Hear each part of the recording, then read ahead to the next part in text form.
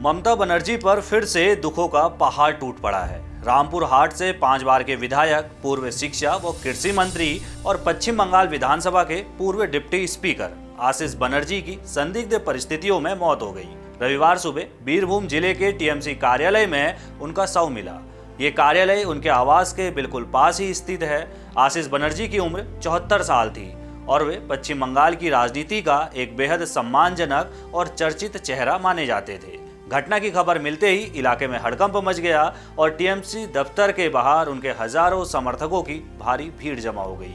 किसी को भी इस बात पर भरोसा नहीं हो रहा है कि इतना बड़ा नेता जो कल तक सब कुछ सामान्य तरीके से कर रहा था, वो आज अचानक इस दुनिया में नहीं रहा। लेकिन इस पूरी घटना में सबसे बड़ा मोड़ तब आया जब पुलिस को उनके शव के पास से एक सुसाइड नोट बरामद हुआ। पुलिस के मुताबिक 16 अगस्त की सुबह पार्टी दफ्तर से जो सुसाइड नोट मिला है, उसमें आशीष बनर्जी ने अपनी जिंदगी और अपने राजनीतिक करियर को लेकर कई भावुक और गंभीर बातें लिखी हैं। उन्होंने इस नोट में साफ साफ लिखा, उन्होंने अपने जीवन में कभी कोई भ्रष्टाचार नहीं किया और ना ही किसी काम के बदले कभी किसी से पैसे लिए। नोट में उन्होंने खास तौर पर रेत के टेंडर और TRDA यानी तारापीठ रामपुर हाट डेवलपमेंट अथॉरिटी के मामलों का जिक्र किया है। उन्होंने लिखा कि TRDA के टेंडर पास करने, किसी भी तरह के प्लान को मंजूरी देने, NOC जारी करने या फिर चेक से जुड़े किसी भी वित्तीय मामले में उनकी कोई भूमिका नहीं रही है। आशीष बनर्जी ने यह भी लिखा कि उन्हें जानबूझकर बदनाम करने की एक योजनाबद्ध कोशिश की गई थी। अपनी इस चिट्ठी के अंत में उन्होंने लिखा कि उनकी मौत के लिए कोई भी जिम्मेदार नहीं है और उन्हें अपने जीवन में राजनीति में आने का अफसोस है। आशीष बनर्जी की मौत के बाद टीएमसी के कार्यकर्ता और नेता शोक में डूबे हुए हैं। देखिए, जो आशीष सर जो है ना, वो बीरभूम डिस्ट्रिक्ट का सबसे ऑनेस्ट पर्सन एवं हाईली एजुकेटेड पर्सन था। जब हम लोग छात्रा वर्ष में था उस टाइम से उसको देख के बहुत लोग इंस्पायर था जे ये अच्छा लोग पॉलिटिक्स में आए, सबको आना चाहिए। मगर वो एक सुसाइड नोट लिखा है, ठीक है, जिसमें मेलाइन किया है, ऐसा टर्म कुछ और यूज़ किया है। ये शायद कोई मतलब अपोजिशन पार्टी शायद उसका नाम में थोड़ा तो गलत कुछ बोला है, उसका निरपेक्ष तदंत के लिए मैं बोल रहा हूँ प्रशासन को। और ये जो लॉस हुआ है ये सिर्फ बीरभूम का नहीं, ये बंगाल का ही है। ये जैसा ऑनेस्ट पॉलिटिशियन बंगाल में शायद कम ही रहेगा। तो ये मैं इस टाइम में पॉलिटिकल टिप्पणी नहीं करना चाहता हूँ।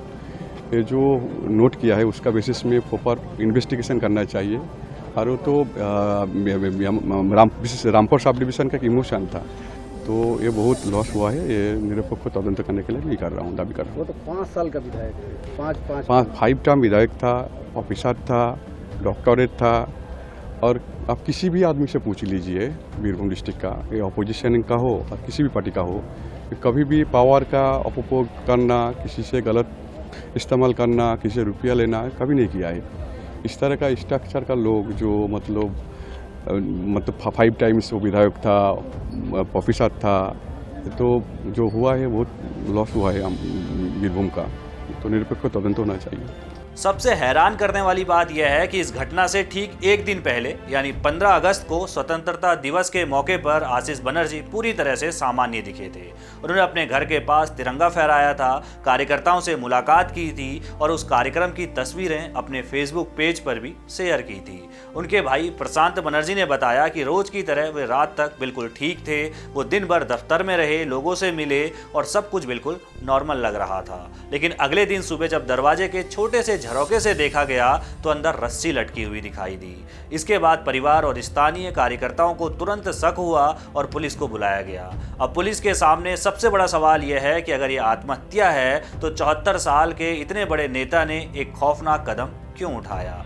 मामले की संवेदनशीलता को देखते हुए पुलिस अधिकारियों का कहना है कि सिर्फ एक नोट मिल जाने से इसे सीधे तौर पर आत्महत्या मान लेना जल्दबाजी होगा। पुलिस इस मामले को हत्या और आत्महत्या दोनों ही एंगल से गंभीरता से जांच रही है और शव को पोस्टमार्टम के लिए भेज दिया गया है। चलिए अब आपको बताते हैं कि आशीष बनर्जी कौन थे और पश्चिम बंगाल की राजनीति में उनका कद कितना बड़ा था। राजनीति की बात करें तो आशीष बनर्जी बीरभूम जिले के रामपुर हाट सीट से लगातार 5 बार 2001, 2006, 2011, 2016 और 2021 में विधायक चुने गए थे। जब 2011 में ममता बनर्जी पहली बार पश्चिम बंगाल की सत्ता में आई, तब से आशीष बनर्जी सरकार का एक मजबूत स्तंभ रहे। उन्होंने राज्य में शिक्षा मंत्री, कृषि मंत्री और आयुष मंत्री जैसी बड़ी जिम्मेदारियां संभाली थी। 2021 में जब टीएमसी तीसरी बार सत्ता में आई तो उन्हें पश्चिम बंगाल विधानसभा का डिप्टी स्पीकर बनाया गया था। हालांकि हाल ही में हुए चुनाव में उन्हें रामपुर हाट सीट से भारतीय जनता पार्टी के उम्मीदवार ध्रुवा साहा के हाथों हार का सामना करना पड़ा था। चुनावी हार के बाद इसी साल 2 जून को आशीष बनर्जी ने टीएमसी के बीरभूम जिला अध्यक्ष और जिला कोर कमेटी के अध्यक्ष पद से ये कहते हुए इस्तीफा दे दिया था कि कोर कमेटी अब पूरी तरह निष्क्रिय हो चुकी है और वो अब सिर्फ पार्टी के एक आम सदस्य के रूप में काम करेंगे। आशीष बनर्जी के निधन की खबर के बाद से टीएमसी और बीजेपी दोनों ही तरफ से तीखी प्रतिक्रियाएं आ रही हैं। टीएमसी के स्थानीय नेता अब्बास हुसैन ने कहा कि सुबह जब खबर मिली तो किसी को यकीन ही नहीं हो रहा था, ये बेहद दुखद घटना है। वहीं बोलपुर के सांसद असित कुमार मल ने कहा कि यदि ये किसी बीमारी के कारण होता तो लोग समझ पाते, लेकिन जिस तरह से ये घटना हुई है उस पर विश्वास करना मुश्किल है और इसकी उच्च स्तरीय जांच होनी चाहिए। टीएमसी के सांसद अभिषेक बनर्जी ने कहा कि आशीष दा जीवन भर एक शिक्षक और सच्चे जनसेवक रहे। उन्होंने पूरी ईमानदारी और सादगी से बीरभूम के लोगों की सेवा की। उनके अंतिम नोट ने उन्हें बदनाम करने के लिए चलाए जा रहे लंबे अभियान पर बहुत गंभीर सवाल खड़े कर दिए हैं। वहीं दूसरी तरफ इस पूरे घटनाक्रम और पुलिस जांच को लेकर भारतीय जनता पार्टी ने भी अपनी बात रखी है। किसी का भी मृत्यु दुखद है, तो किस वजह से या आत्महनन हुआ है या दूसरा कुछ है, ये पुलिस तहकीकात करेगी। ये तो पश्चिम बंगाल में तोला मुल्क की पुलिस अब है नहीं। अब हमारी पश्चिम बंगाल में पुलिस अपना काम करेगी, फ्री हैंड उनको दिया गया है, अपना काम करेगी। जो भी है इसके उनके मृत्यु के पीछे वो रहस्य है या उनका कोई व्यक्तिगत कारण है, वो ढूंढ के बाहर निकालेगी। एक तरफ जहां टीएमसी का कहना है कि आशीष बनर्जी को साजिश के तहत बदनाम किया गया, जिससे तंग आकर यह स्थिति बनी, वहीं बीजेपी का कहना है कि सच्चाई पुलिस जांच के बाद ही सामने आएगी। 74 साल की उम्र में 5 बार के विधायक और पूर्व मंत्री का इस तरह पार्टी ऑफिस में संदिग्ध हालत में मिलना कई गंभीर सवाल छोड़ जाता है।